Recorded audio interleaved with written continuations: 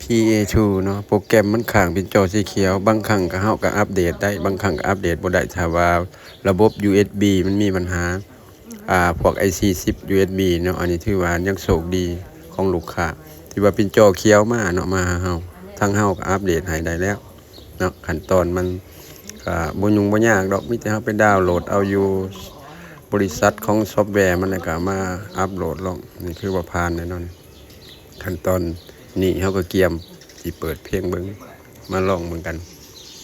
บ่มีหยังดอกมีคอมพิวเตอร์นึงหลังจากนั้นก็มาเริ่มเปิดเพลงเบิ่งเนาะร้องเพลงว่าได้บ่หรือบ่ได้ได้แล้วเนาะผ่าน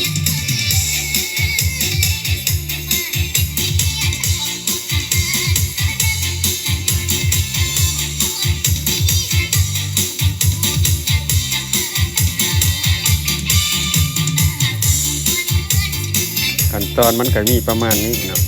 ครับมีแต่เฮาดาวน์โหลดมาแล้วก็